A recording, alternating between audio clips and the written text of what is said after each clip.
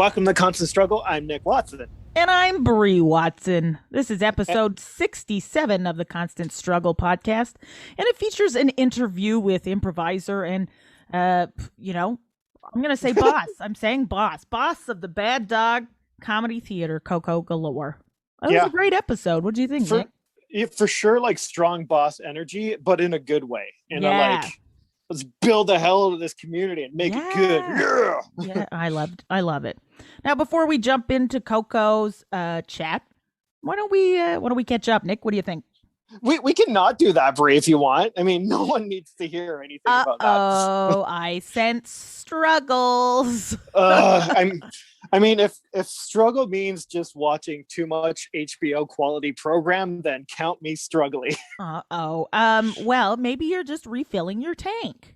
Oh my God, my tank is just like, fill me with HBO goodness. Fill me right. And then my tank is like, oh my God, McConaughey, fill me up with him too. Oh, what are you McConaugheying?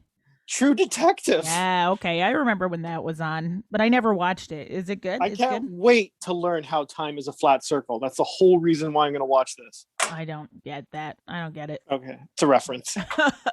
And did you say you just finished? What was the other one you just finished? I finished nothing. I'm in the middle of like 5 shows. Of all of it. Yeah. I finished The Sopranos and I'm excited about it. Woke up this morning. Yep. Oh man. That's a lot of seasons, right? That's like 9 years of my life. I thought it was just 6. It's just that's 6. not. Yeah, it's that's not too fine. bad. Or maybe That's it's 8. fine. Shit, I don't remember. Oh, okay. I don't remember. I was fully invested, and now I'm sad that I don't get to like eat my manicotti with the Soprano family every night. Okay. Well, like my lack of creativity aside, how's it going with you, Brie? I gotta say, there's like a lot of improv stuff that's still going on. That's great. Okay. 6 seasons. I just confirmed there were 6 seasons. I mean, that's important. Yeah, exactly. Yeah. So I'm doing a bunch of improv. I'm at day 85 as of the day we're recording of the 100 day of improvs. Of improv scenes that I'm doing. So nice. Not 15 left to go, and then no improv ever again in my entire life. Done. Just pure. I finished the improv. What are you gonna do? Sculpting next? Yeah, I think I might go. That's how it goes, right? Sculpting nudes specifically. That's what I'm going for. I want to focus on the wang. Yeah. If there's one thing missing from improv, it's wang focus. It's wang. Yeah, there's not enough wang focus. No, so that's going well. I've been doing a lot of self tapes, which is fun, but also. Wait. Oh no, sorry. What is a self tape? Is that like a reel? It's like they're like, this is how we're auditioning now during the pandemic. So you tape yourself at home reading, what it is they want you to read, and then most of the time you never hear back. Okay. So they're work from home auditions. Basically, yes. So you don't have to go into the casting room and cough all over anybody just to see if you'd be who they wanted to hawk beer, Yeah, that sounds more intelligent than the entirety of our province. Yeah, no kidding. I hope they keep it up this way because I am saving a fortune on gas. Yes. Yeah. Sorry. I almost got one. I got really close. I got like second place to booking a commercial. And I know I'm second place because they paid for me to stay in Toronto just in case the person they actually wanted got COVID the day of. That's so, I don't know, is cool the right word? It's interesting. Anyway. It's interesting. Yeah. Interesting times. But yeah, anyway, so lots of that kind of stuff. Where I'm lacking right now is the writing department. I wish I was writing more. How are you doing for time, like in the day? Are you busy or are you just like, well, Nick, I've got so much Sopranos to watch right now. I try to work during the day and then like save the Sopranos for nighttime. Okay. And usually it's pretty good, but I think the time hasn't been as focused as I would like it to be. So I just started listening to this podcast. Why not? I'm going to shout out this other podcast I was listening to. Sure. There are other podcasts other than ours. I know. It's going to surprise you to hear, but there are other podcasts. Yep. It's called Being Boss. It's about like managing your own business and stuff, which is great because I do. And I just thought it's right now I'm at the stage where I'm tracking my time to see where it's going, right? To see what Okay. I'm spending my time on. I've started How long do you have to do that for? Well, they recommended just start with a week, and then she was like, and then you'll get hooked. Then you'll get hooked and you'll want to do it forever. So I've done it this week, and I do find it very helpful.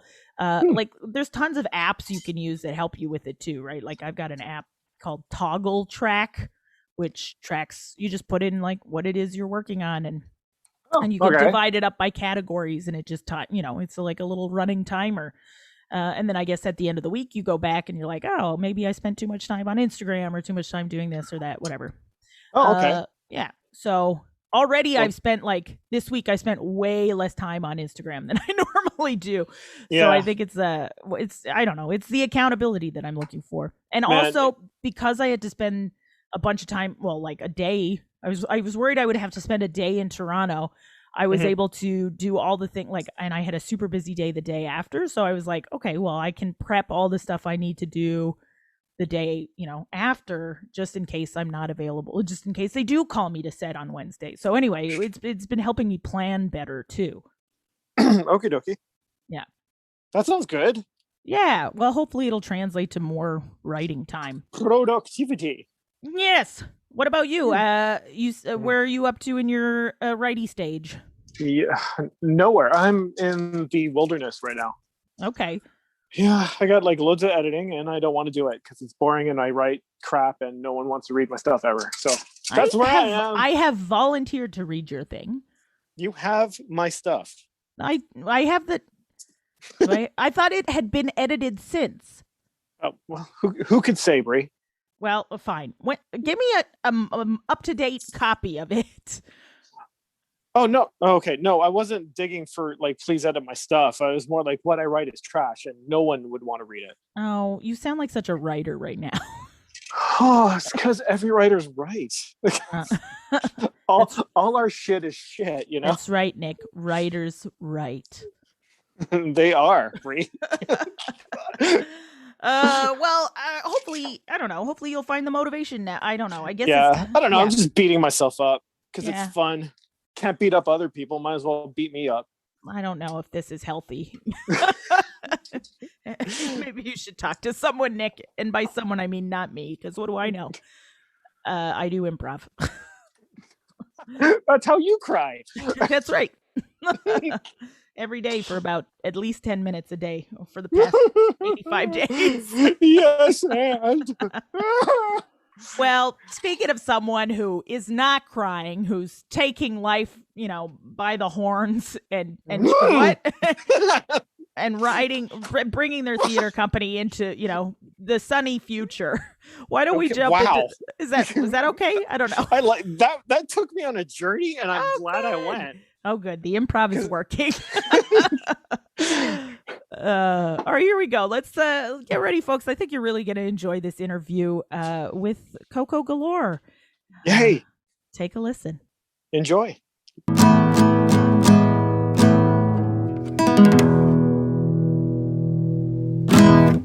Coko Galore, give it up, Nick. Yo, what's up? Hello, Coko. How are you?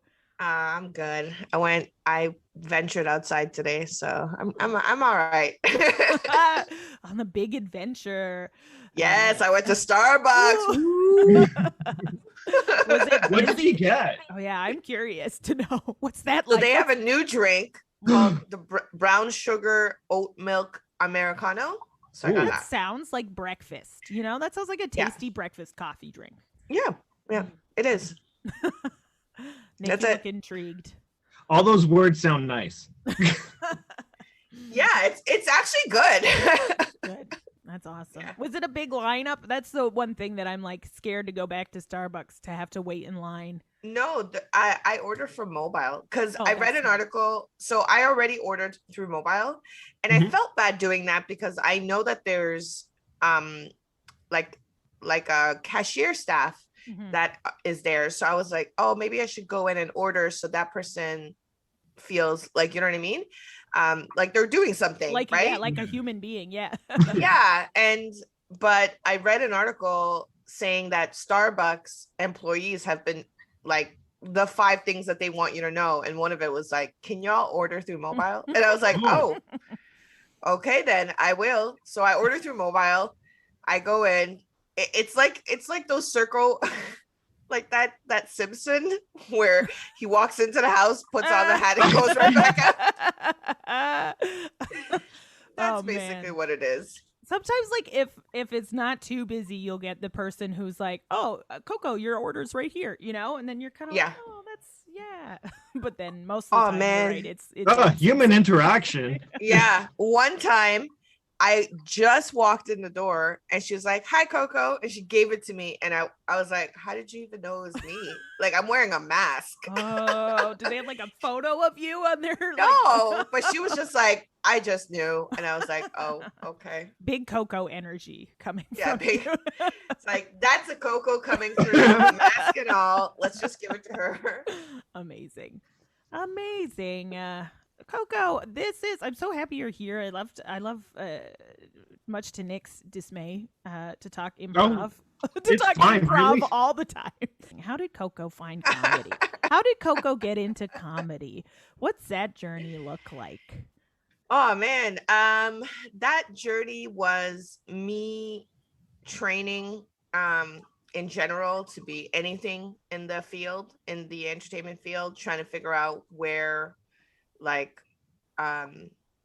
should go. I was training as an actor, as a camera actor, like film camera actor, and one of my instructors was just like, I think you should do comedy. I think you're a comedic actor. And I was like, oh, what? And where were you taking classes at the time? That place is no longer. Okay. So that's what I'm going to say. That place is no longer. There's still teachers, I think, but they're like, that institution is no longer, but they were just wonderful. And so they were like, yeah, I think you're a comedic actor. And I was like, oh, okay. And they're like, why don't you give Second City a try? So I did, and I never looked back. That's just what I gotta say. Like, I did, and I never looked back. Actually, that's not true. I took like a couple of courses, then I took a break, and then I went back. Okay. And then when I went back, I really never looked back. You just like jumped in, you were there. I love it. And yeah.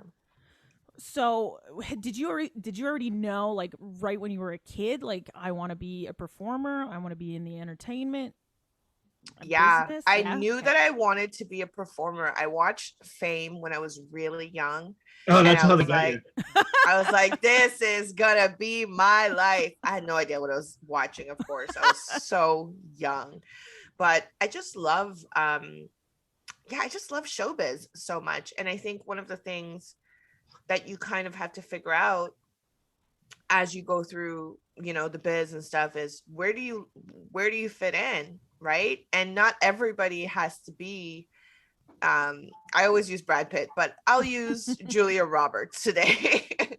Not everybody has to be Julia Roberts. Like, Julia Roberts needs to be Julia Roberts. There's a team of people, and I'm not talking about her personal team. I'm talking about the camera crew, the director, the producers.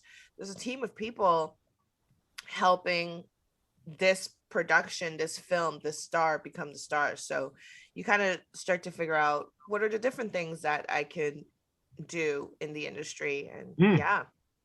That's kind of cool, though. A lot of the people we talk to have there's like a big divide between, like, yes, I knew this from like the moment I was born, I would be an entertainer, and then there's some people who are like, I tried this other thing and it was not for me.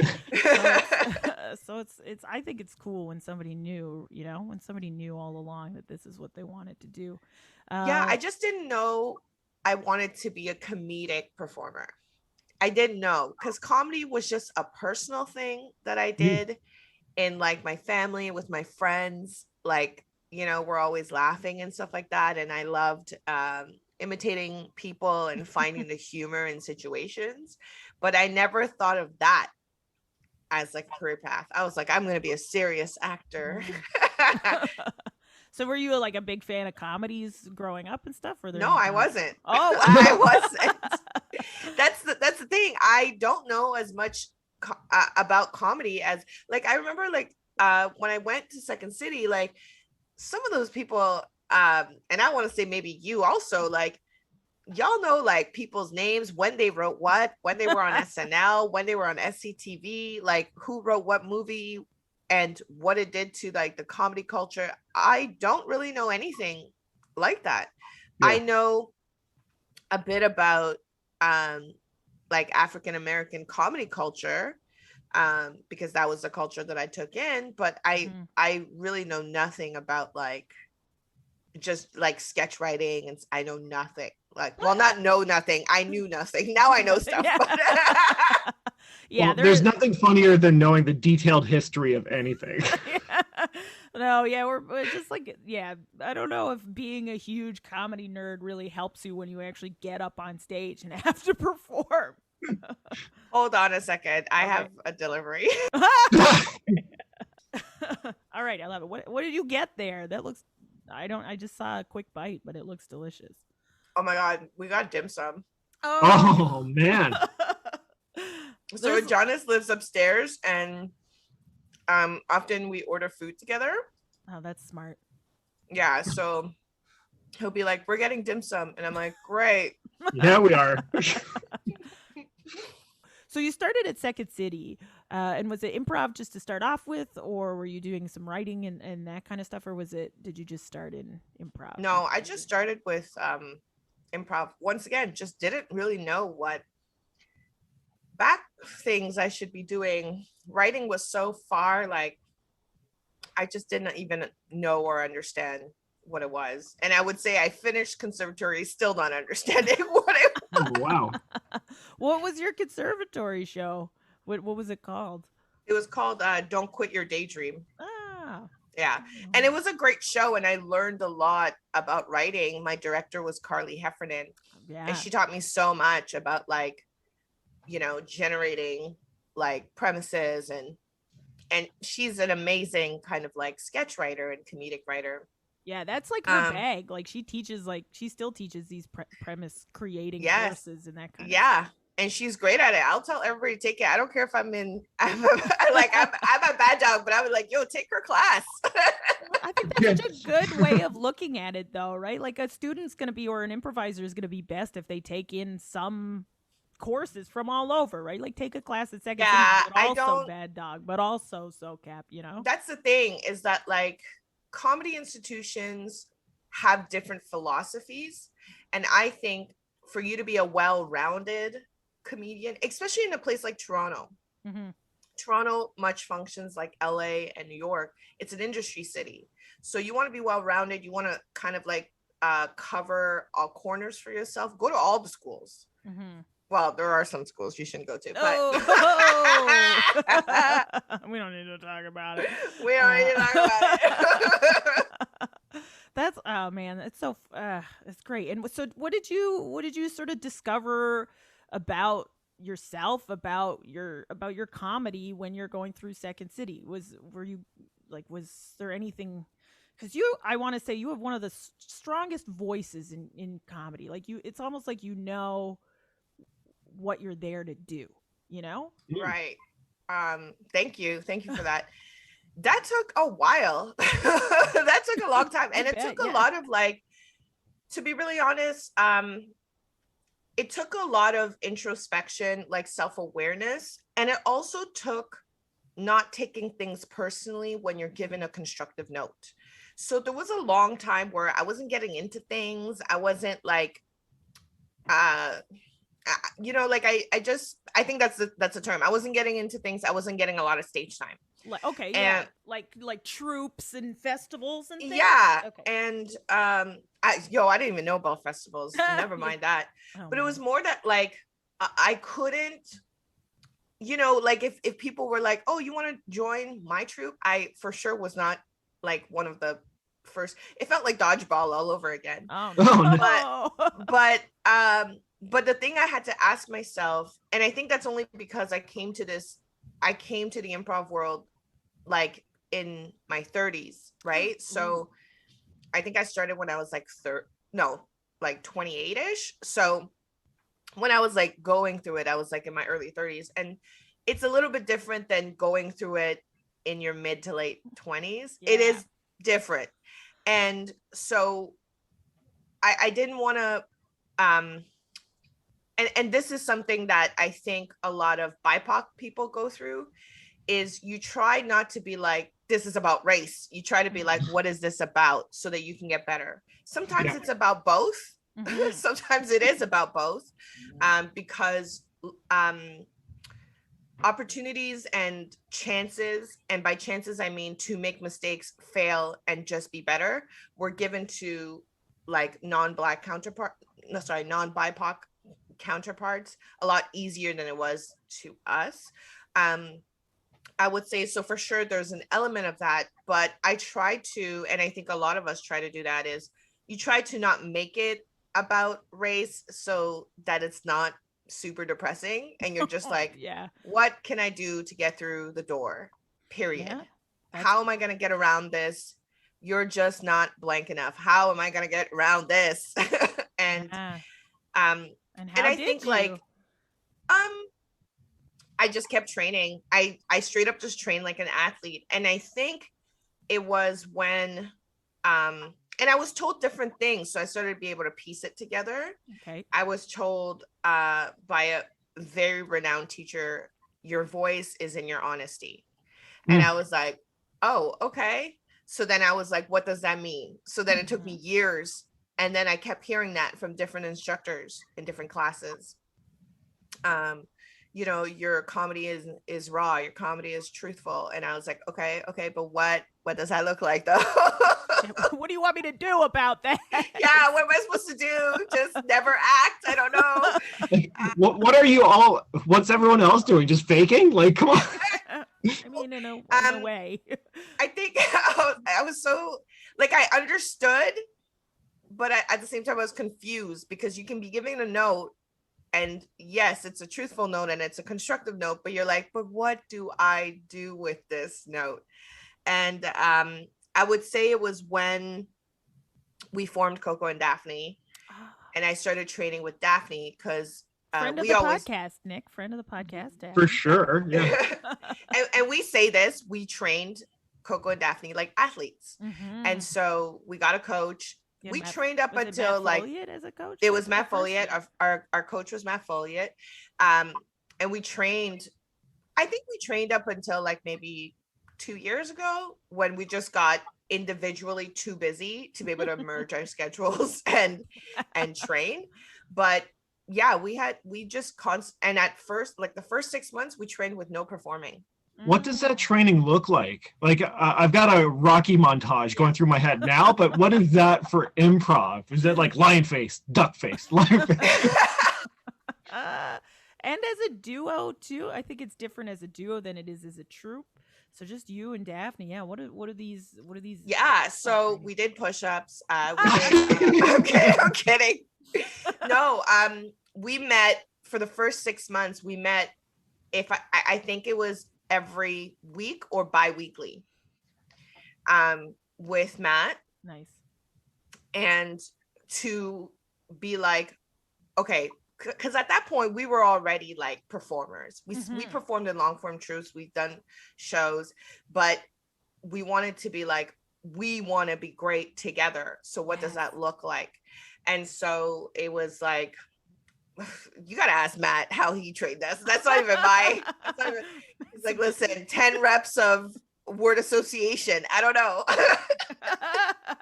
But it was very much, I will say this. I will say one of the things I remember is that he kept pivoting every time we got used to something. Basically, every time we plateaued, he would pivot.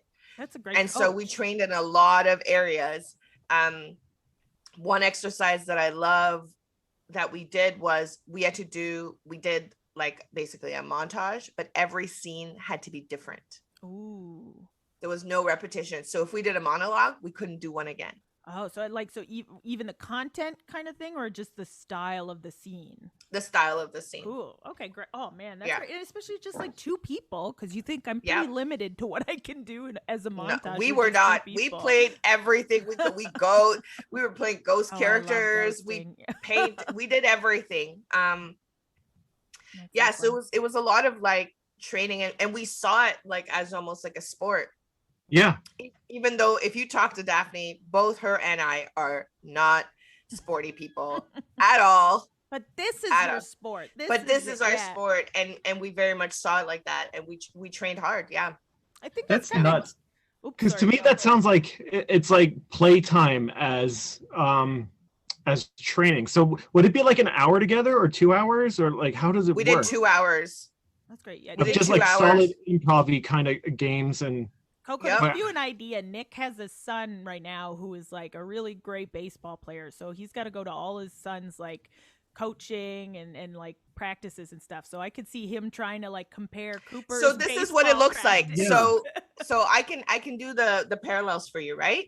So when you meet as an improv troupe, and Brie, you know this because you've done it, the first part is warm up. So like stretching and stuff like that. So you're stretching your mind out of like your regular banter, daytime banter, into trying to create, right? So what does that look like? One of the games that we play, not just me and Daphne, but universally as improvisers, is word associations. It's basically how to loop back into thematically. So if you give words, how do you kind of like connect the dots all the way back to the original word? And there's different ways of playing that to stretch your mind. So you do that. Then you kind of like stretch your mind creatively. So if you want to paint a scene, what can it look like? So that all your scenes are not just two people talking with chairs. Which happens a lot. Yeah, that happens a lot. And then you go into like doing very focused exercises. So if you were doing like a baseball thing, if that day your coach wants to focus on batting, right? So in improv, it would be like that day your coach wants to focus on monologues. So then you're given a series of exercises to find different ways to exercise this muscle of yours in the same way that you would. And then the last would be you play an actual game, right? So that you can put what you learned into practice. So same thing. We then play actual scenes, montages, and input monologuing, and what that would look like if we were to do a 20-minute set. Oh, man. And you do this all in like baggy gray jogging pants and sweater. I'm a little bit more stylish than that. So. Yeah, different wardrobe than your son, Nick. Yeah. All Under Armour. I'm like, I can't wear that. There'd be odors. It's just not great. All right. I will say for me, I tried to train in similar to something I would wear on stage. So I have a uniform on stage. That's smart. Yeah, I have like I see it like a work uniform. So I tend to either wear tights with dresses or like a shirt with leggings. And so if you're wearing a dress, for example, then I have to practice that. How do I do scenes without my dress going up? Whatever, right? That's so smart. I never thought about like rehearsing in what you're gonna wear on stage, just because like then like this is how it's gonna work when you're on stage. That being said, I have always had this sort of philosophy of like stretchy pants or stretchy like you say leggings, just so that I have the ability to move around like crazy on stage. Yeah, that's kind of the only thing. That's kind of the only wardrobe note I've ever enforced upon myself. I love it. Okay, so you were doing these intense. So how long after you started training together and playing together did you start to be asked? Because you do get asked to do all kinds of shows and festivals and teach and all kinds of stuff now. Yeah, probably 3 years. Okay, 3 years. It's not that we were asked to do stuff, but to like get paid, to do festivals and stuff, I would say 3 or 4 years. That's when we started getting asked. Awesome. So we did like the festival circuit, I think maybe twice. Okay.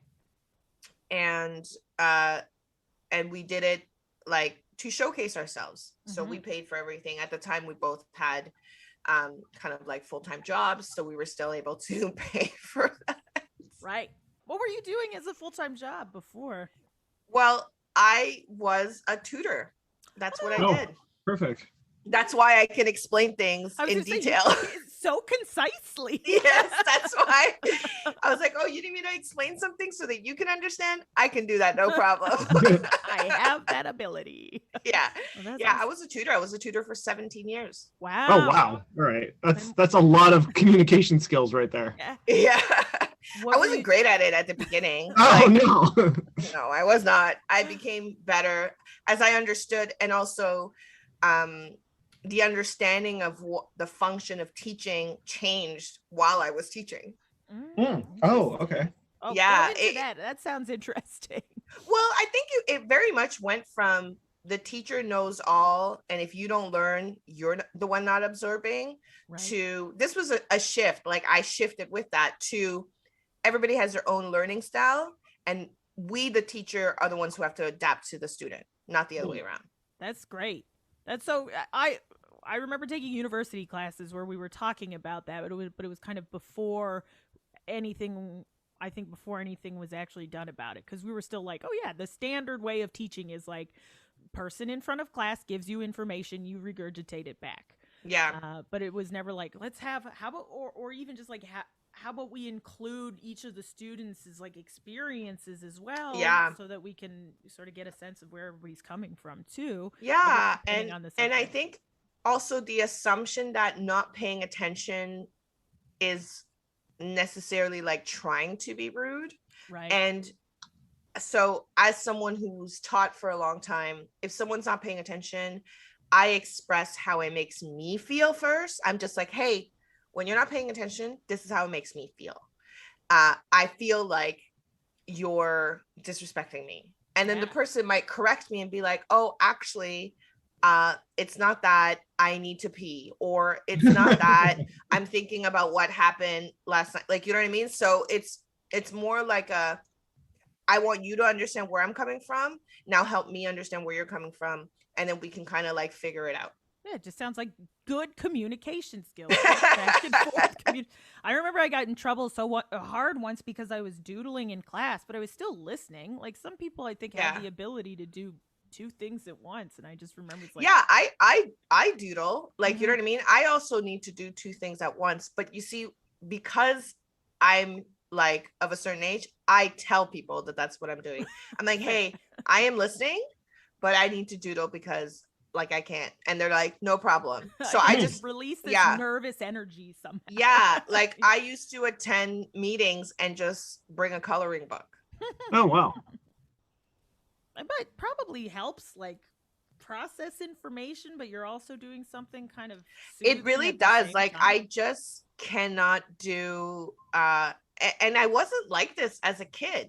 That's the weird thing. I wasn't like this as a kid. I became like this, I would say, in the last 10 years. Do we blame the internet? I blame phones. Yeah, for sure. Yeah, because you're just scrolling through like social and yeah. Yeah, so I blame phones. Definitely shifted our attention span. Yeah, for sure. Yeah, that's not great. Okay, so is there a festival or something that you were the most like, this was the best time I've ever had as an improviser with Daphne, or just on my own or whatever? You know what's so funny? I can answer that for both me and Daphne. It was for sure Black and Funny Festival in Minneapolis, 2018. Cool. That's awesome. Okay, so let's talk a little bit about that festival, and about why, first of all, why it was such a great time for you, but how also you've brought that festival to Toronto. I did. I brought it to Toronto. Yeah. Funny enough, I brought it to Toronto before I even had attended it. You were just like, great idea. We're doing it here. Yeah. So Black and Funny Festival came out of Minneapolis.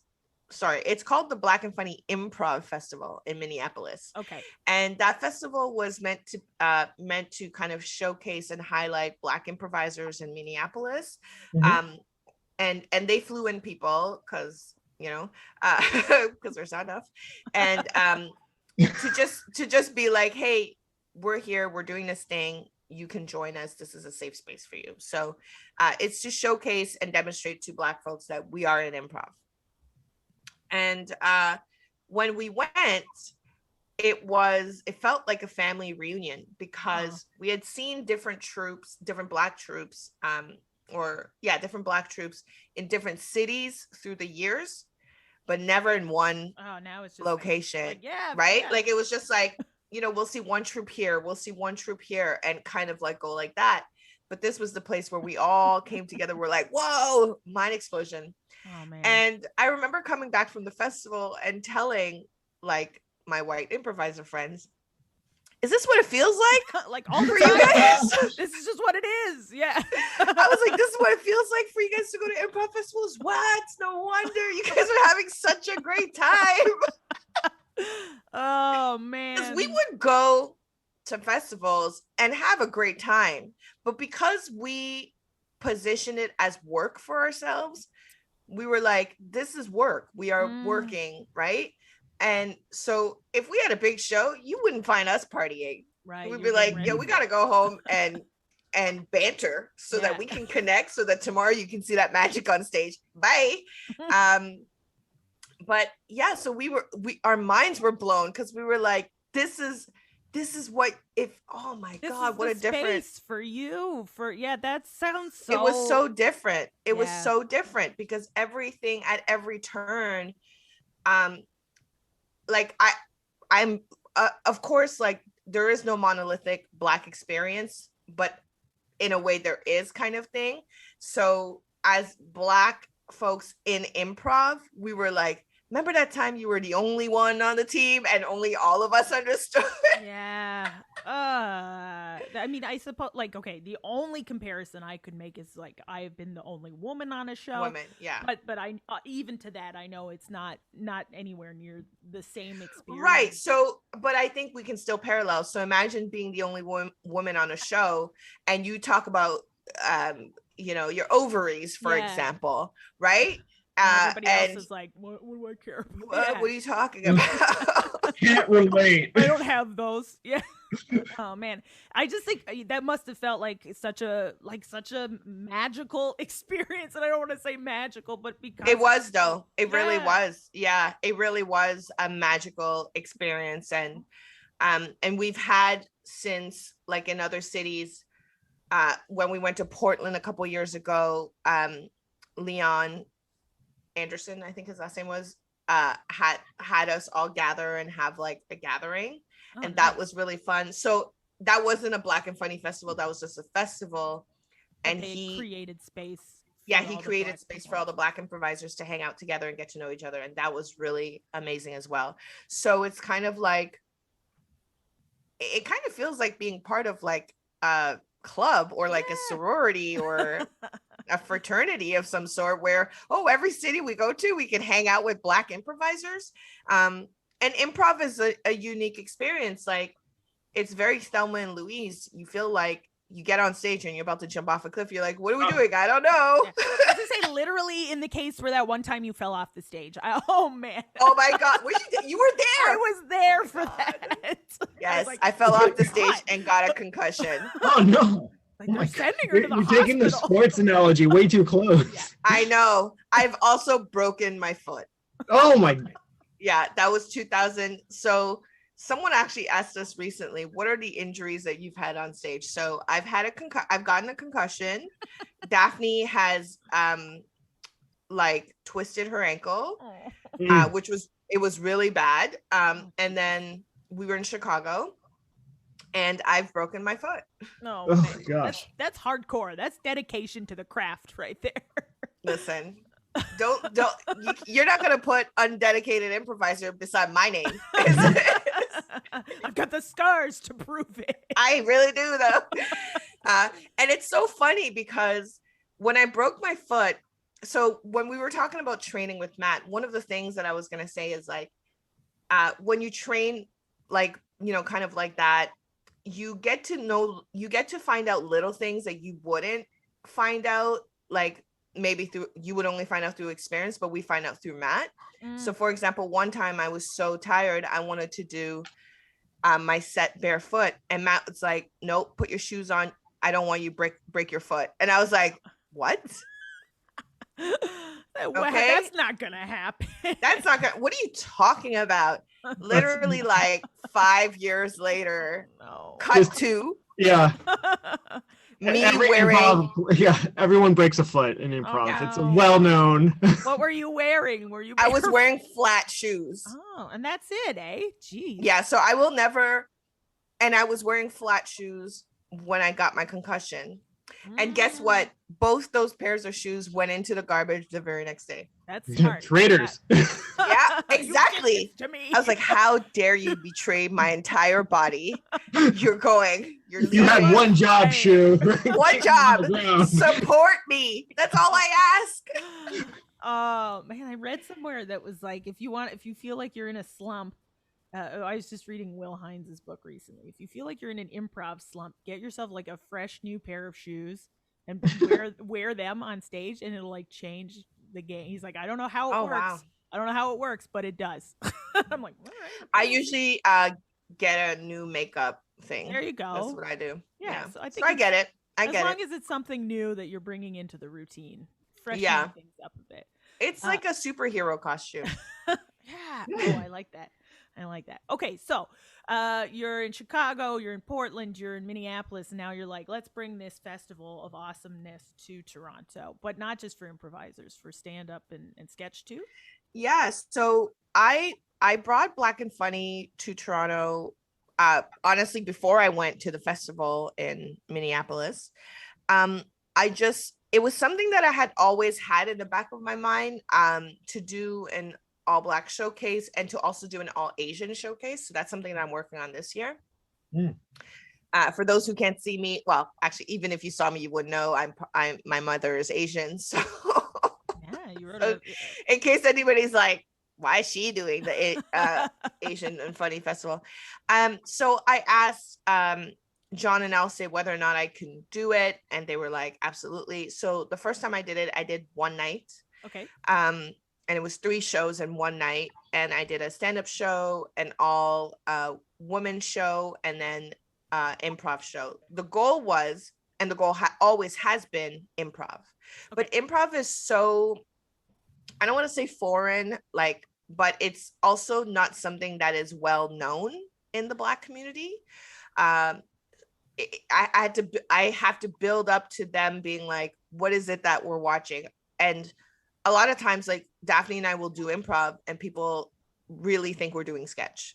Ooh, well, yeah. And we have to, and we have to be like, natural together. We are making this up. You will never see this again. Like, even we give that disclaimer. They're like, yo, we loved your skits afterwards. Oh Lord. Like, they were not skits. Yeah. We're like, first of all, not skits. But yeah, so in order to work our way up to improv, I included stand-up. That's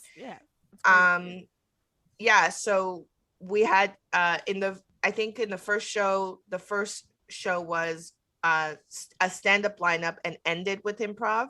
Okay. The all women showcase was the same. It was a stand-up lineup, ended with Coko and Daphne.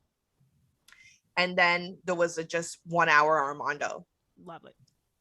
So, and then this year, like 2021, was the first year that a couple of things. It was a completely all Black lineup, because previously I've had to use, and I have, like, I just want to be really clear that, like, much love to the troops.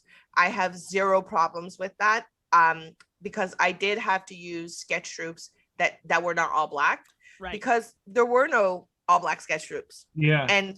And does that mean that I have to leave out those sketch comedy artists, like comedians? I didn't feel that was fair.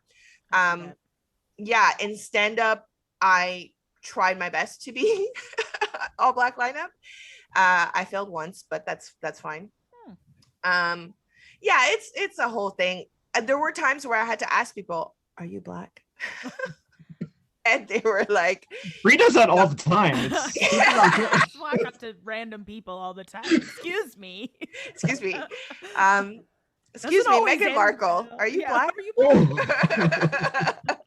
Oh man, she's in the news again. All right. Well, she is white passing. That's the reason why I brought her up. She's white passing. So there's a lot of people who don't know that she's Black, or Mariah Carey. They think she's white, and I'm like, she's Black. But anyways, yeah.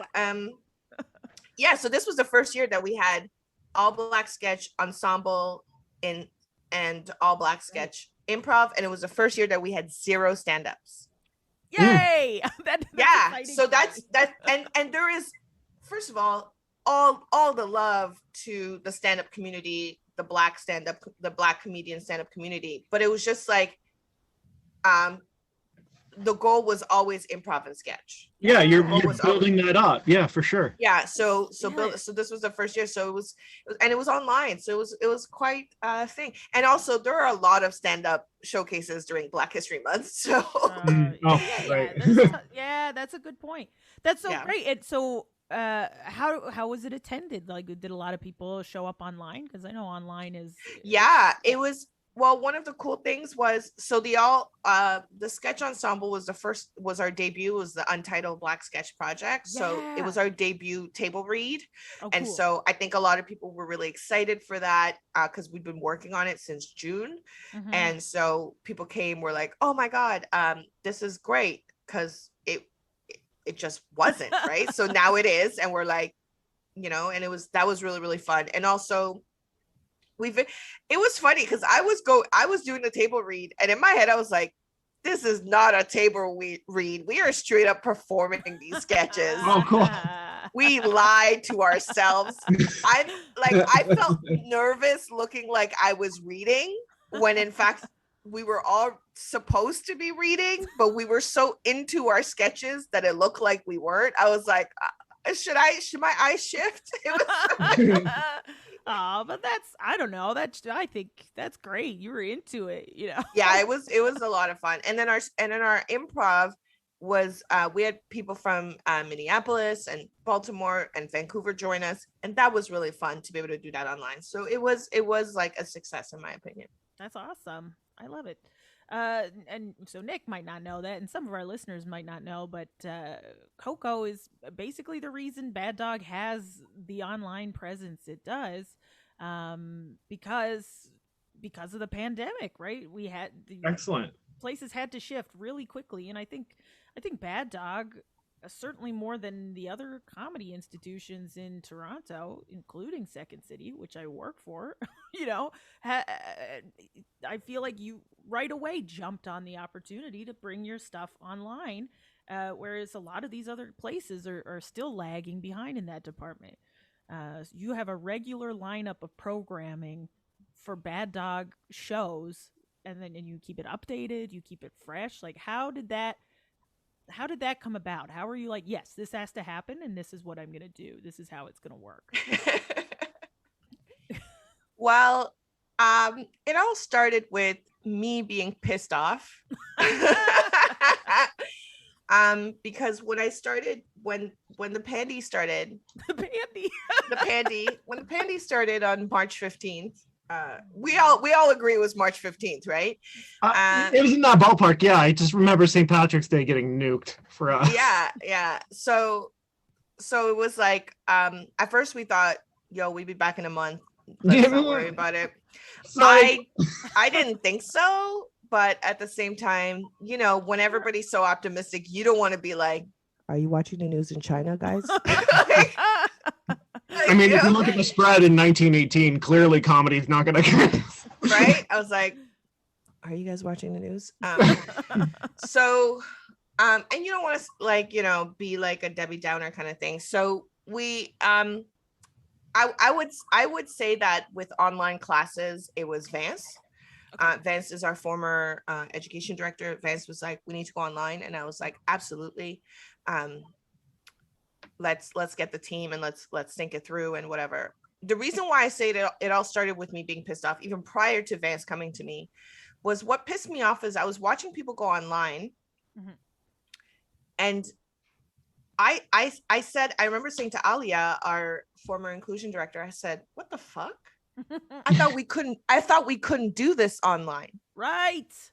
Right. And the reason why that pisses me off is because we told people who couldn't access theaters that they couldn't come, and we're working on it but we can't do online because it's just not as great online. Right. And to an extent, like, I get it, but at the same time, we pivoted so quickly because we couldn't go. Yeah. Like, you know what I mean? Because we couldn't access theaters. And so that's huge. That's a good point. Yeah, and that pissed me off like to the core. I vented about that for a good week. That effect happened all across business, because I know for like my wife and I, like I've had work from home options before, but you always get the bosses who are like, no, we're not going to do that. You're not going to work. You guys are inherently lazy. And then everything switches, like this is our only option, and they're going to struggle to get people going back to offices. For sure. But the thing is, it was never necessary. And you think about people who have kids, like people who give birth to kids and have to rush back. You could have let them work from home while the kid's napping this whole time. Yep. So we've been doing things that have been keeping people out of systems, and people who are already vulnerable out of systems, and telling them that, it just can't be done. And then now that all of us who's like, and I include myself in that because I am able-bodied, I can go upstairs and stuff like that.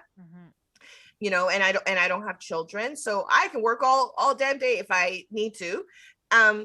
But like you're telling, like, we were all like, it can't be done, whatever. And then now, as soon as we can't do it, we gotta go online, everybody.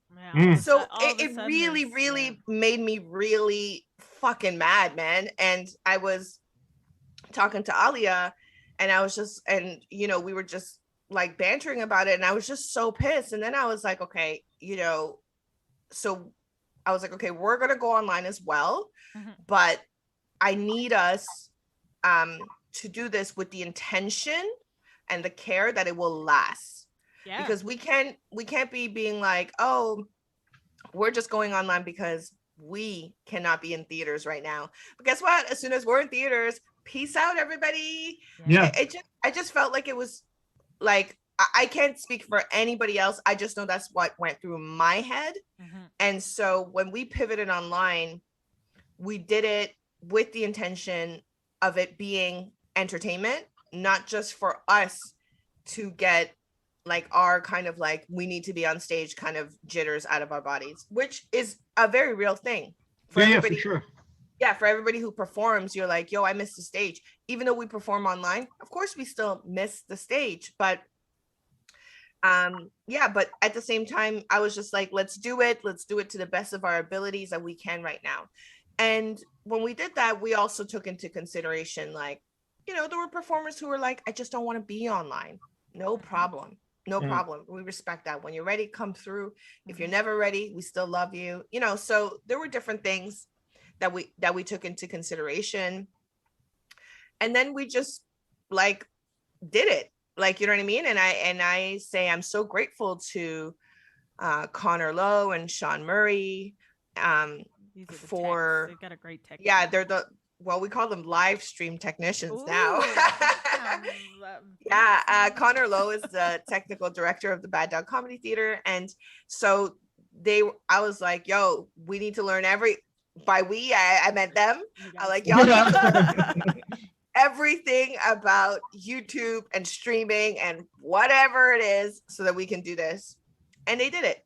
That's great. They did it. So I know that I'm like, the one who gets the credit and stuff, but I share it with them because I know nothing about what they do. Oh man. So and they're so amazing, and they make shows look so professional. Like, you know what I mean? Yeah. And sound and everything. Yeah. So fast forward, let's say, into a time where we are able to gather again. Is the Bad Dog's intention to continue having online shows like this, or is the idea or is it or both, right? Go back live into a space as well as these online offerings, or what does that look like? Or are we even at the stage of looking at that now? Or I am starting to think about that, and I do have to think about that because so my hope is that we do both. Okay, let me be clear. We are doing online, like that will continue going. So that's not going to be cut off. So let me be clear about that. My only reason for being like, my hope is that we do both is what I have to figure out is, are we doing just online shows for online, just live shows for live, or are we merging the two so that they're available in person and online? That's what I'm trying to figure out. So, excuse me. And yeah, so so just trying to figure. Yeah, and if so, yeah, how to make that ideally accessible for. Yeah, and not only accessible, but I think one of the things that I care about, because I certainly don't want to accuse anybody else of not caring just because they don't see it the way that I see it. So you know what I mean? Y'all do you, I'll do me. Right? Sounds like a good philosophy. Yeah, but the way that I see it is that if we were to do in-person shows and want to broadcast them, we have to do that with the intention of not just like, we'll basically maybe need to be multicam or something like that in order for it to be like I just think that to make things intentionally entertaining and look good is a form of care for the people who are watching it. Absolutely. Yeah, and it's for sure not the hugest priority, or at least it certainly wasn't before the pandemic. It was just like, okay, I gotta pay my fees to Comedy Bar, go up and put on whatever show.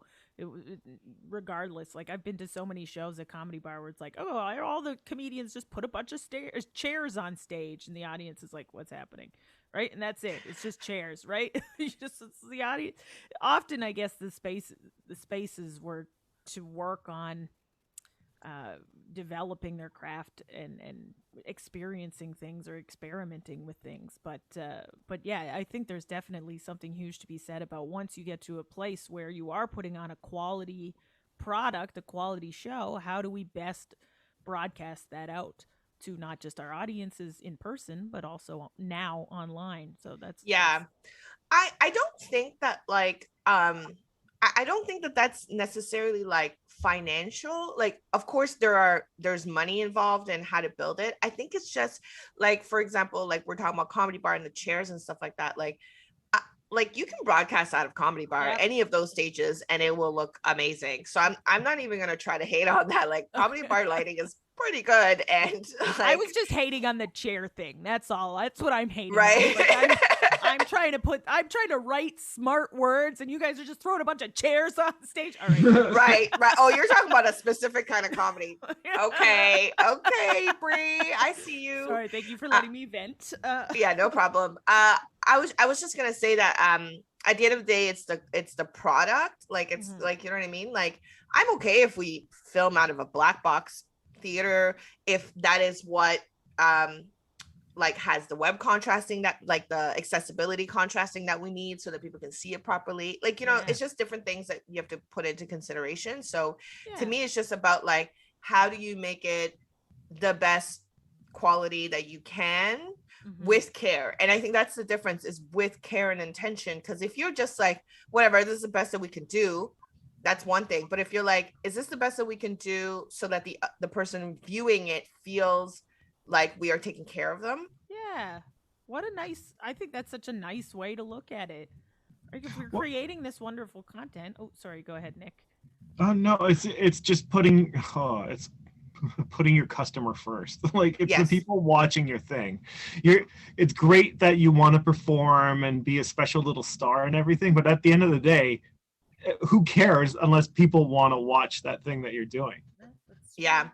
And I like, and the thing is that only then can you start pivoting safe spaces and stuff like that and putting those things into consideration. Because if your audience doesn't feel taken care of and they're alt-right and you're like, and by the way, we are now going to this safe space, they're gonna be like, fuck you.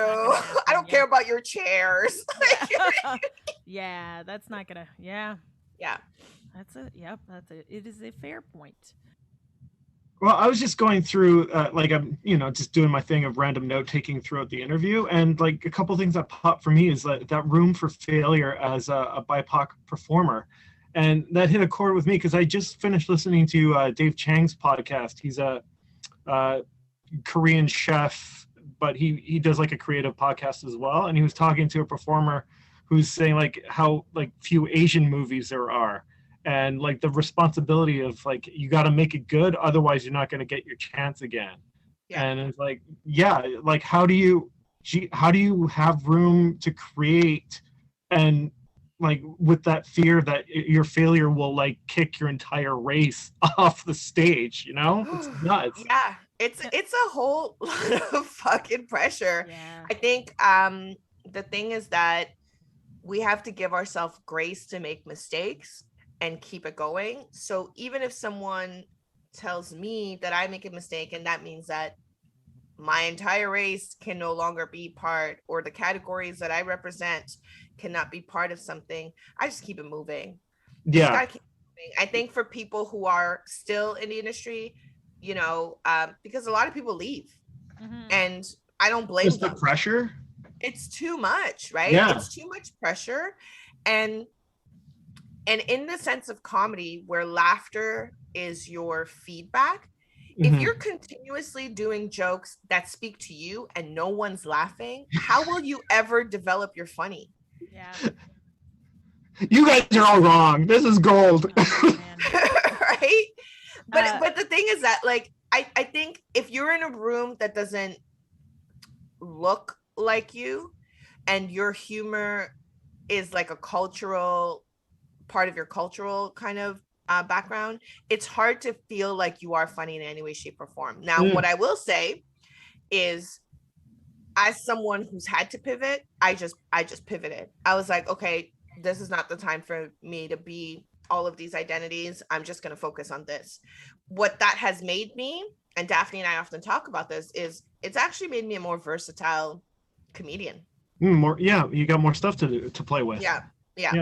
Okay. So I was reading something, and maybe Coko, you read it. Maybe you can. I don't know if you read it or not. I don't know why. Anyway, but it was this idea that, and jumping on what Nick said, is this idea that whenever, I think whenever like a show or something is dedicated to Black performers, it always has to be like Black performers like bringing up their trauma or their collective trauma. Or there's no, like, how come you can have a billion Judd Apatow movies of a bunch of white people just being dumbasses, but when it comes down to a movie highlighting Black people, it always has to be like, oh, the trauma and our unique difficulties. And it's like, how come we can't just fuck around too? Like we do. Yeah, because one thing I don't understand is why people don't see our just mere presence as the statement. Ooh, I'm a Black person with 7 other white performers. That's the statement. I don't need to also talk about my trauma. Yeah. Like, you know what I mean? Like, that's the statement. My jokes don't all have to be quote unquote from the, like, my perspective is the Black perspective, period. I don't need to be like for example, if I'm like, hey, how are you? I don't need to say that in a quote unquote Black way. Right. Hi, how are you? It's still like, you're what oh God, what does that mean? I don't understand. Oh man. But people really do expect that. Like, if you are a Black performer in any kind of like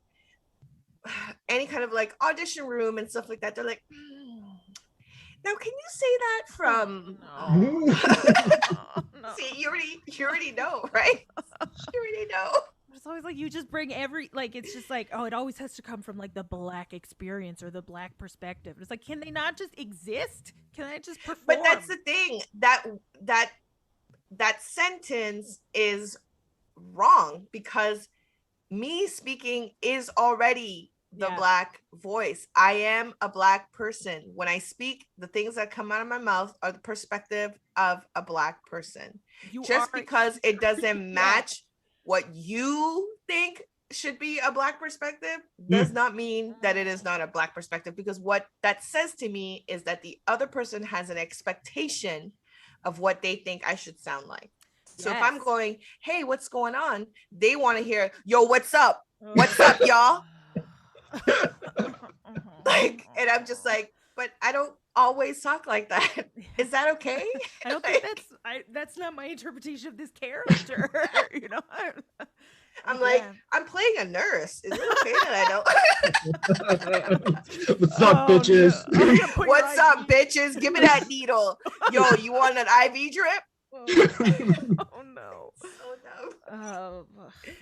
Okay, well, I mean, I think this might, unless you have another question about this, because I think it's a good, I mean, maybe I'm just being the same person I'm talking about, the same asshole that I keep referring to. But I think the the podcast is called The Constant Struggle. What are some of the struggles that you've had to face as Coko? I don't want to say as a black Coko. performer, as a black and Asian performer. I mean, as Coko, what are some of the Yeah. struggles you felt?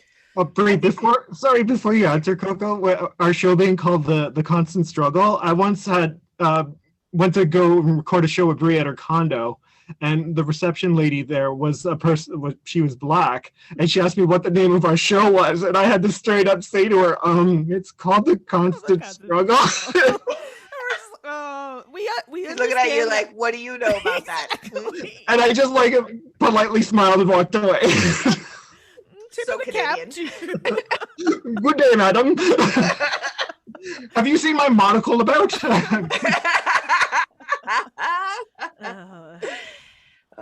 What are just some of the things I struggle with? I struggle with not overworking.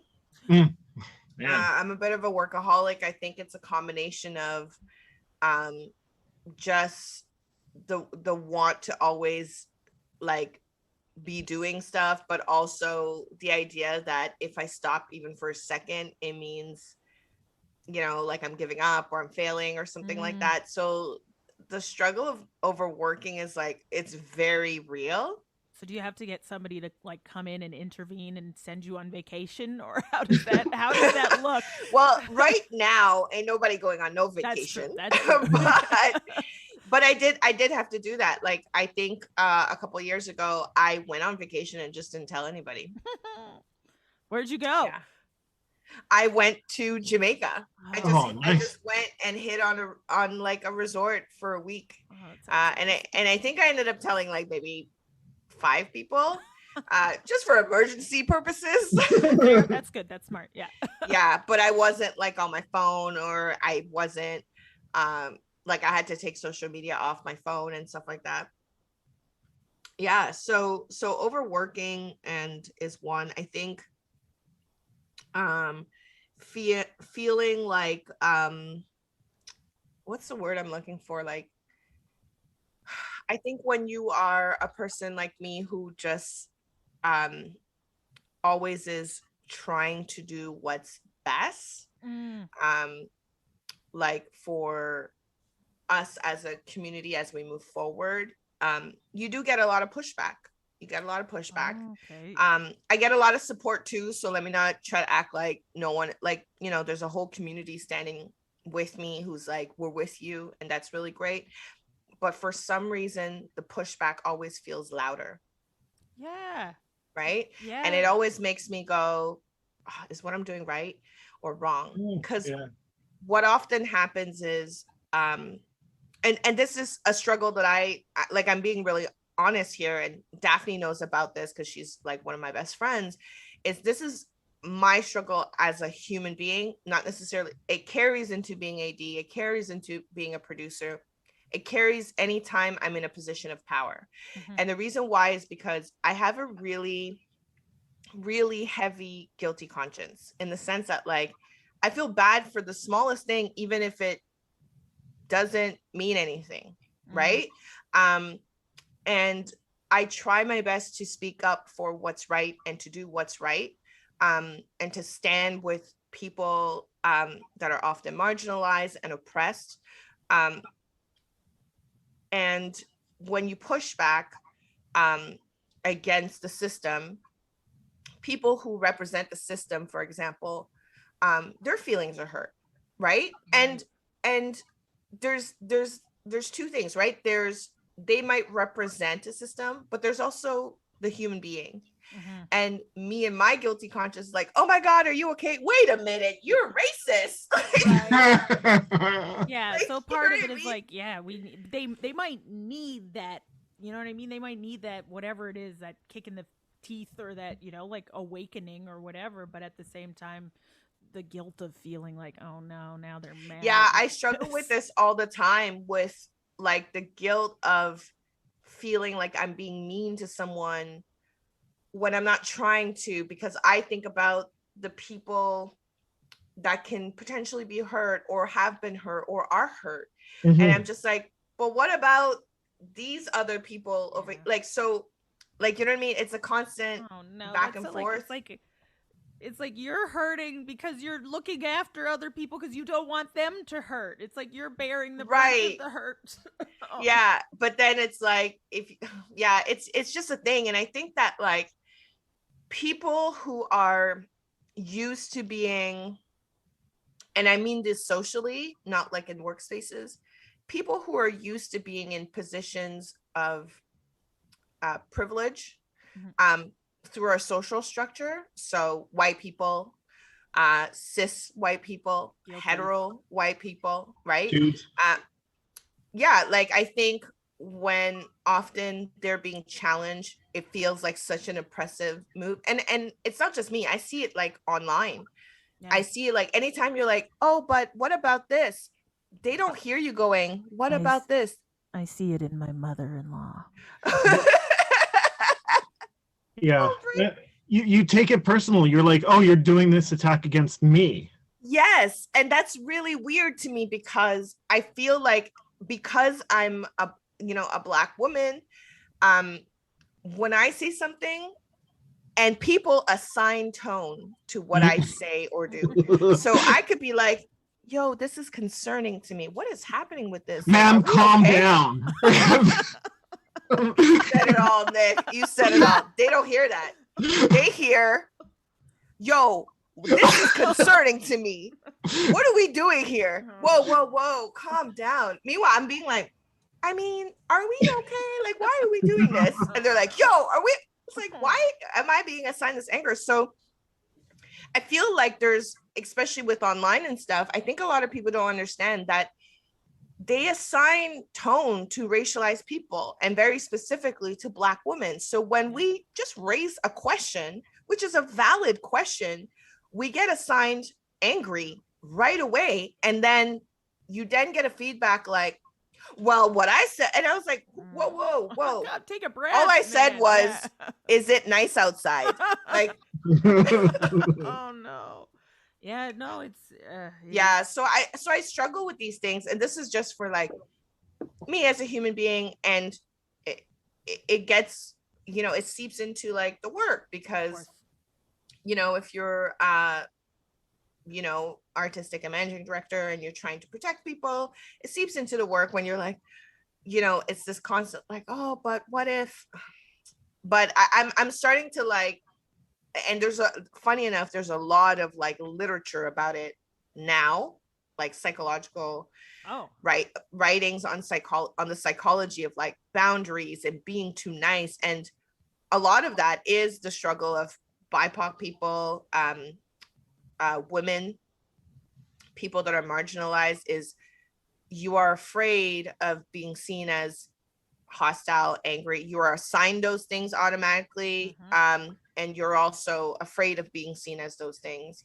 And so you end up allowing things to happen in order to keep peace. Yeah. That's why I have to end every single one of my sentences with a happy face emoji when I'm like, that's right. Yeah. So that's exactly it, right?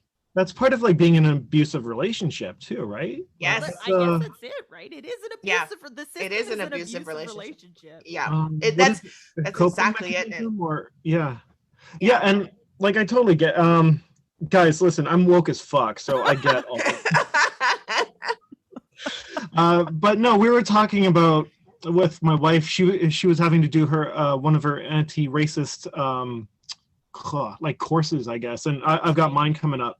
And I spent a lot of time online, and you see the bullshit of like bots, right wingers, and they just completely disingenuous in their arguments and like interactions with other people, and then it muddies the water for just straight up normal white people who don't get exposed to this because we're living in our white world. And it's like, how do you this is not on Coko at all. Like, we got to address how to get other crackers on board, Brie. That's what I'm saying. I don't know how I feel about this at all, or about how you put that, I should say. But yeah, it's true. Like, white people have we have a responsibility to call people out on this kind of bullshit against BIPOC people. Like, if we're the people maintaining this system of power, which is fucking bullshit to begin with, then yeah, we do have a responsibility. Is that what you're talking about, Nick? Yeah, the kind of. Make it about us when we were talking to Coko.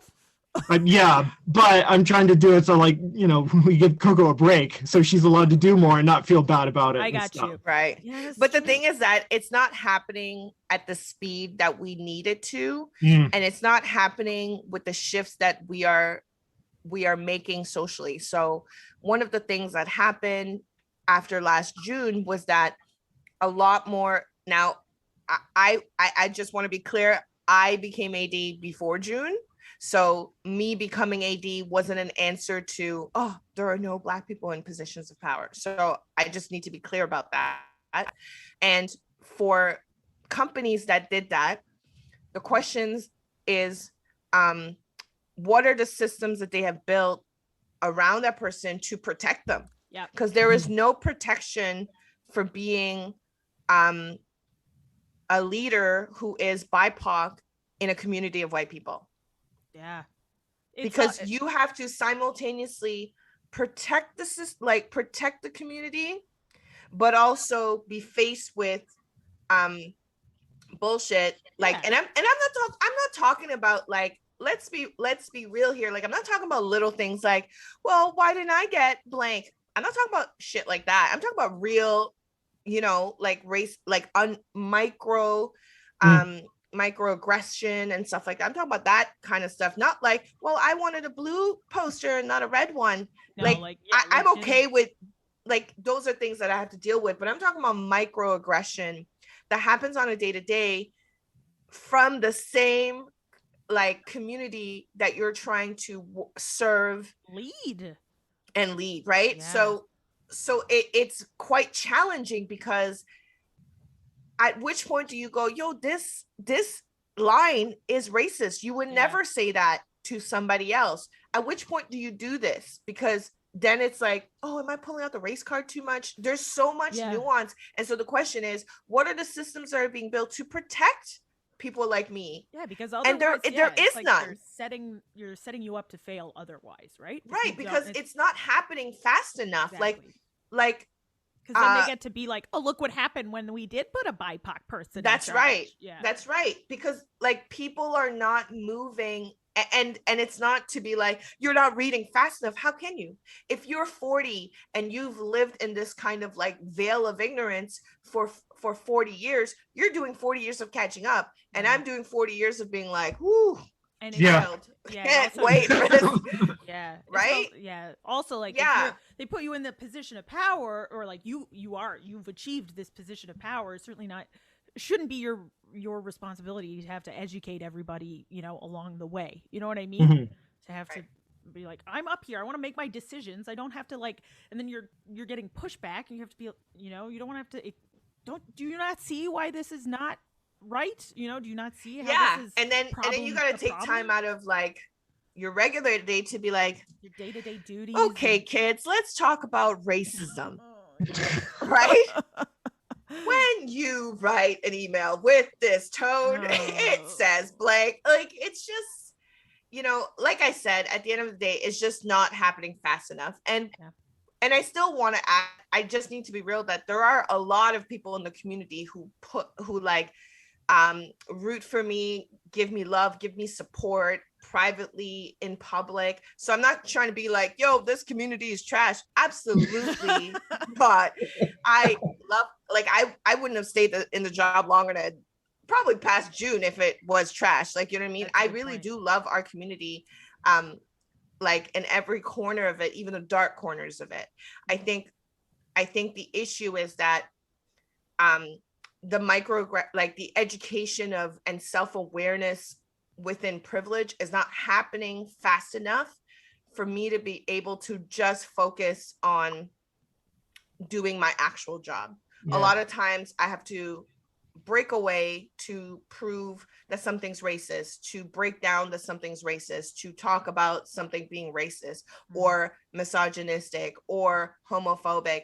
Like it, you know what I mean? And I'm just like, yo, do your own work and let's move on. And I'm not gonna say like, oh, yo, I'm gonna hate you for life. First of all, I don't hate anybody, but well, actually, you can hate on some people, that's for sure. Okay. Yeah, I just want to be clear that like there's a lot of people in the community that are very supportive and loving, and then there's pushback. Yeah. Well, yeah, it's really interesting because I don't know that in history this kind of confrontation with the power system has ever taken place. Like we've just had oh shit, did I freeze? We were talking about colonialism and stuff like that.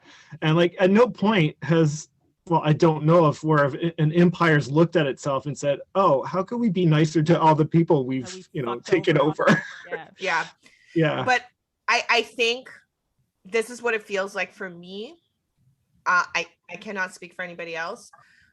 It doesn't feel like, I think in June, it felt like the system was looking at itself. And it no longer feels like that because the system is so deeply entrenched that it doesn't just affect the people who are in the privileged positions. It also affects the people that it has taken over because, like, for example, racism is so deeply rooted, it is also internalized. So I'm not just getting pushback from like white people. I'm getting anti-Black pushback even from Black people. Oh, wow. Right? So this is work that we have to do as a collective. Yeah. And if you're not trained in DEI, like diversity, equity, and inclusion, like it's hard to be, it's just a whole other, like, you know what I mean? It's just a whole other like ball game is what I'm going to say. And it takes so much fucking work. Yeah. And I just don't think that, I hate to be negative, but it doesn't feel like it's actually happening because what I'm seeing is a lot of people using big fancy words, as Daphne likes to say, and getting spicy on the keyboard. And a lot of people are doing really micro aggressive, harmful shit. And it's very, very difficult to watch. It's very difficult because then you're like, I thought we were no, we were not. Okay, got it. Oh, so you guys were all pretend. What does it take? Does it take a new tragedy like every time to sort of, to Oh God, I hope not. Right? It just seems like, because after George Floyd there was so much response online and so much talk about how we have to change and how it and then what does it take for us to be able to maintain that, right? To be able to continuously, and I think that's it. It's so much easier for so many people to just be like, yeah, whatever, I'll just go watch another Netflix show than to, that's right, carefully look inwards and say, what is it I can do, or what is it how can I contribute? How can I help? How can I bring progress to? Yeah. Cause like, to speak to like something that I was even saying earlier, it's like, something as simple as like how you choose to react, not even choose, how you naturally react to a Black woman questioning you is usually one from that perspective. And nobody will question that.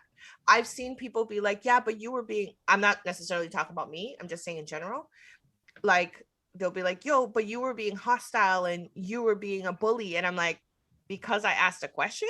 And like, oh, but it's the way you asked. I typed it. So how do you know what way I said it? Yeah. It's your existence is being challenged. That's right. And they don't see it. They don't see it like that. So they don't understand proper punctuation. Right? But that is very true. That is very true because, for example, I use proper punctuation because I was born in 1980. Internet speak is something I had to learn. I wasn't born into it. Yo, my cousins, like, they taught me how to use my phone. Like, you know what I mean? I'm not saying like, oh, I'm so old, but when I was a teenager, we didn't have cell phones. Yeah. We didn't like, we had the internet on the second half. We still typed in typewriters for the first half of our like high school years. Like, you know what I mean? We were learning how to use computers and stuff. And so like, I'm doing faces and no one can see. I'm just realizing. I think they can tell by the emphasis of the pause. Yeah, like, so it's like, I don't know what you want me to do. Why are you now? What I appreciate is when people go, yeah, like I thought you were upset, and I'm like, why? I'm not upset. Why are you seeing? And you know what's so funny is, okay, so Brie, you know Coko and Daphne pretty well. Like, you know both of us pretty well. And Daphne is a very bubbly person. Hey, how's it going? What's happening? And I'm a more serious person. I for sure have resting bitch face. I don't apologize for it. And oftentimes people will go to Daphne and be like, is Coko mad?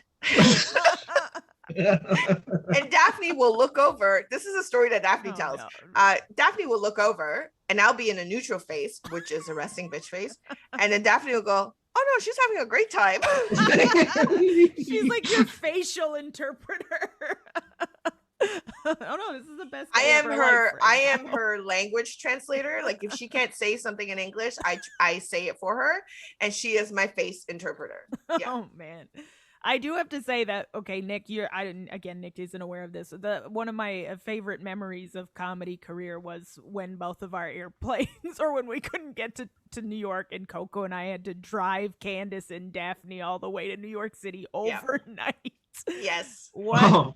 But that is one of my favorite memories of just my life. It was such a great time. Yeah, because the four of us, there was a rainstorm that weekend. Oh my God. And all planes were canceled except for one. And we were just so determined to get to New York because it was a vacation for us. We're like, fuck this, we want to go. It's New York City. It's DCM. Yeah. We were sitting there at the airport, and we were like, what do we do? And then only Brie and I drove.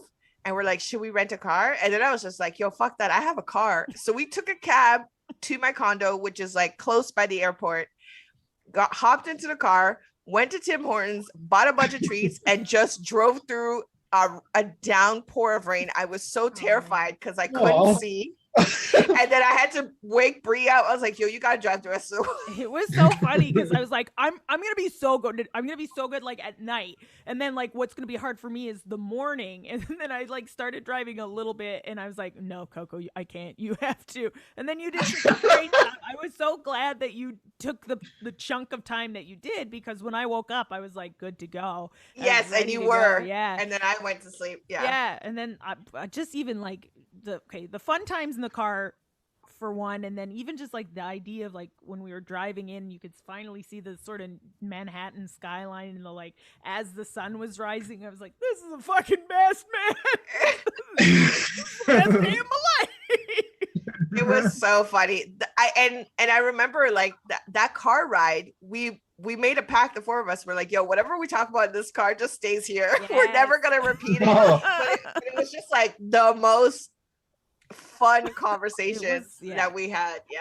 I look forward to a time when we can maybe do maybe not overnight, and maybe not in a rainstorm, but maybe go on a road trip and have some good But time. it was just, I think it was also like, it was just so spontaneous. Yeah. Like we just and the moment, not to be nerdy about it, but we it was a big improv reaction there for sure. Because I was like, what do we do? Like, let's just drive. I drive, you drive. Let's do it. Let's do it. Let's drive overnight to New York City. And then Shannon O'Neill made a spot for you and Daphne to go play for her, or play on their show. I don't know. It was a great weekend overall. It was. Anyway, this is great. Thank you, Coko. It's been so nice to chat with you. Is there anything that you wanted to bring up? Is there anything you want to promote, or anything that you're excited about coming up for you?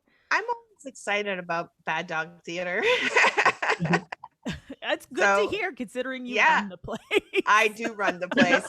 So if y'all want to watch improvise, or like improvised comedy, it's not all long form. Some of it is like, we also just shift the idea of what improvise means. So one of their shows, for example, is called Ayaka's Kitchen. It's just her taking an ingredient that she does not actually use in sushi and putting it in sushi and then being like, let me see what this tastes like.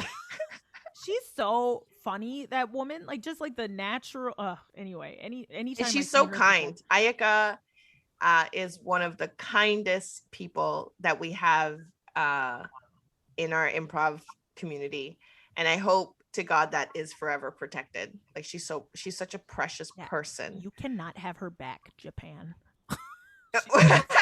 She's here forever now. Not only can you not have her back, but nobody in the community better fuck with her. Yeah. Because I will be so fucking upset. Then you will really see me upset. Don't think I'm upset through my emails. If I get in your face upset, that's when you know. Don't fuck with.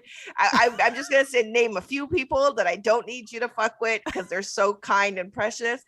Please don't fuck with Ayaka. Please don't fuck with Adonis. Please don't fuck with Abba. Okay? There you go. The rules are laid out, folks. Those rules are laid out. I love those three people so much. Like, I've been watching their career kind of like blossom, and they're just such nice people and artistic, right? So I love that, like, Bad Dog can give them a space to flourish as comedians. Well, Abba doesn't work at Bad Dog, but Ayaka and Adonis. Yeah. Nick, is there anything you wanted to? Nick, he's the one who takes notes. I'm just like, I just listen. Yeah, you gotta ask me. Do I have 10 questions to be asked? Ooh, I'm down. I do not have 10 questions. I like I said, it was all just going back to the other stuff, and I like the bit where you're talking about you were older in life when you came to improv, and how that relates to like finding your honesty. And I think that's a quality that that most people only pick up with like age and reflection. Like, if you ever ask yourself what you truly want to do, I always thought that was like an easy question. Like, oh, I want to go watch TV or, play baseball or whatever. But then like, no, man, what do you really want to do? Why are you here? Like that, you gotta get around to that question and spend a little bit of time figuring it out. Yeah. Yeah. I think that like, age is such a cool thing because I've always wanted to get older because I couldn't wait to be confident in my decisions. Yep. And sometimes I have conversations with people who are younger, like in their 20s, early 20s, late teens. And they're so like, nah, man, fuck you. You don't know what you're talking about. Like, age is not a thing. And I'm like, you wait. I was that mouthy 18-year-old too. I was that person too. Oh God, I mean, they're like, I feel embarrassed for you right now because you're gonna feel it later. Yep. I remember someone telling me once, like a young person telling me once that like age is not like doesn't mean anything, and I was like, okay, let's just do this quick analogy. You get a math equation. I've been doing the same math equation for 40 years and you have been doing it for 20 years. Who do you think is going to pass that exam faster?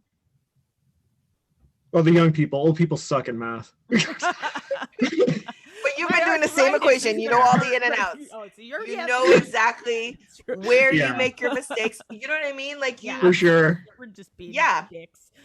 I know, but I'm like, not me. I will. I will explain this shit. But yeah, I just think I think for me, like, what I hope is that like the mistakes that I've made, the things that I've struggled with, that I can remove that barrier for people that are coming up, and allow them to pass through a little bit faster. They will have their own struggles, but let them not have the exact same struggles that I've had. Like, you know what I mean? So if I can do that, the other person that I don't want anybody to fuck with is She Hang Ma. Don't fuck with She Hang Ma. Don't fuck with She Hang Ma. 4 people on this list now. I gotta watch. I have 4 people on that list. Amazing. Okay, all right, Nick, one more question. Are you still last thing? All right, great. Oh, wait, I'm allowed? All right, good. So I feel, how many questions do you have on there? This is the last one. I have like Black Improv / Black Comedy, and I know for a fact that Black Comedy is its own thing. Like, if you listen to stand up at all, then you know that like the Black rooms are special. Yes. Like, I'm a big fan of Burr, and he's like, you want to know why I'm so good at comedy is because I went through the Black Comedy system, and it's like It's interactive with the audience. You got to win them over super fast or you're dead. So I was wondering, like, is there enough of the Black improv scene that you've noticed that is there inherent difference to Black improv like there is in Black comedy stand-up? So was it too soon? Maybe I would say that Black comedy is a bubble. So I've played, like, Coko and Daphne have played. Why am I doing that? Daphne and I. You're referring to yourself as your troupe name. As our troupe. Yeah, that's true. Okay, so Coko and Daphne, we've played Black stand-up rooms. So meaning it was a stand-up lineup and then us. In fact, those were the first stand-up rooms that we played. We played things Black Girl Say, we played Black Like She, which was a predominantly stand-up lineup. And then they were like, and we have an improv troupe now. And we're like, hi. It is different. And it is, and that's what, and back to what I had said, like, being challenged by, well, you're not funny for this room, has made us a little bit more well-rounded, because we've had to play and be funny and win over audience in rooms like an all Black room, like an all queer room, because we played different kind of audience to different audiences. Sure, yeah. And it not only has taught us to really push ourselves, it's also taught us to just be better people, because you don't get to, like, for example, I don't get to be in a quote unquote variety audience and get to say hateful shit and then remove it when I get to an all Black room and an all queer room. And the reason why I say that is because improv is such an innate art. It's part of who I am. Like, who I am shows up on stage. So if I'm hateful in one room, you better believe bring that to another room. Yeah. So I'm not gonna be like, oh, I'm gonna, like, you know what I mean? So I've seen so many of those stand-ups who are like super, like, play cool in one room and then come to Niagara and do a show, and you're like, exactly. You know exactly what I'm talking about, because even within Black spaces, there are different kinds of rooms. There are rooms that are more old school. They have that more like, hey, we're going to make fun of you type of thing. And then there are like more, I want to use the word progressive, but it's like Black, queer folk, trans folks kind of rooms. And, like, you know what I mean? I like playing those rooms. That's the audience of Black and Funny. That's my people. That's the category I fit into. So there's a lot of shit that you won't hear me saying in general, because I just don't even think that way. And what happened, this is a funny story. And anybody who was at this particular Black and Funny, I will never speak of who it was, but everybody who was at this particular Black and Funny will know what happened. Is there was a comic who does like the circuit, and amazing comic.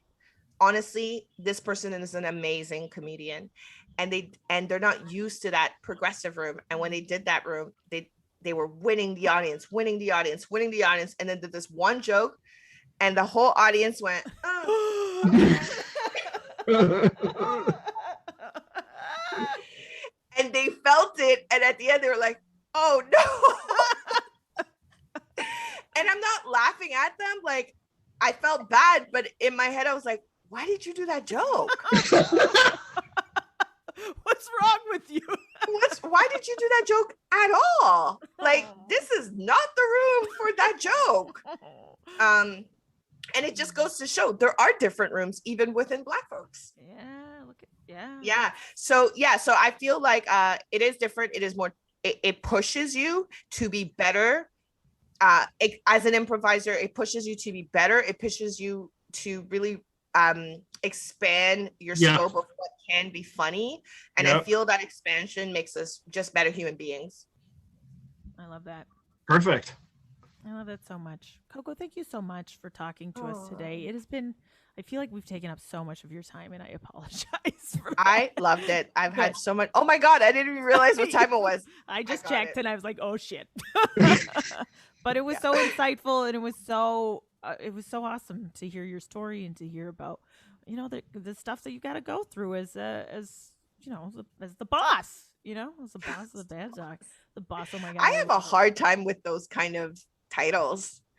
I love it. Coko is the boss. I just let other people say I have such a hard time.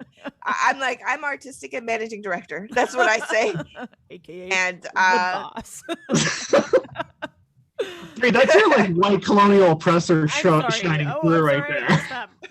I'll back away. Oh no, not necessarily. I mean, being a boss is a huge thing, and like, you know, it's BO $sign. Oh, that's how you're supposed to pronounce it. Yes, it's I shall get boss. that right. Yeah, it's a boss. There we go. Yeah. Now she's saying. Yeah, I love it. I think one of my favorite rap lines, and I attributed it to my grandmother because my grandmother is such a boss, right? So the line is from Rick Ross, who's a problematic rapper, but he says, "Who the fuck you think you fucking with? I'm the fucking boss." Hey, that is how we end this podcast. Thank you, Coko. Best of luck to you, and best of luck to all of the great programming at Bad Dog. We're definitely gonna plug Bad Dog and that kind of stuff in our outro, but thank you so much. And can we get you? Do you want to say "struggle on"? That's how we sign off this bad boy. What's the line? Struggle on. Oh. That's right. Adjust your glasses while you're doing it. Thank you for having me, and to everybody who's listening, struggle on. Yeah.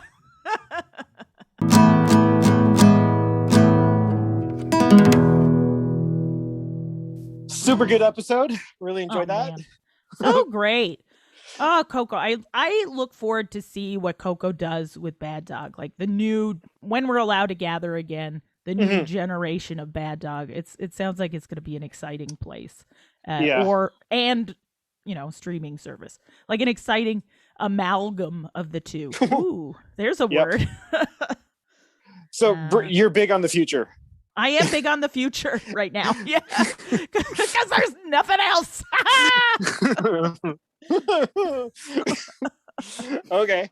But it was a really great chat. Nice memories. It was nice to remember that trip to New York we took, which was very silly times. Oh my God, road trips.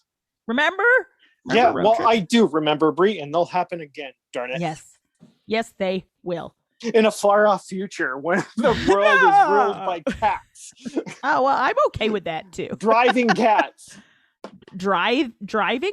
Yep, they'll take us places? I'm okay with that. Oh, we'll be long dead, Brie. Sorry. Oh, okay. Well, never mind. I have nothing to look forward to then. Their human masters will haunt them through time and fill them with a longing that will never be filled, so they take up time driving and, just looking at sunsets.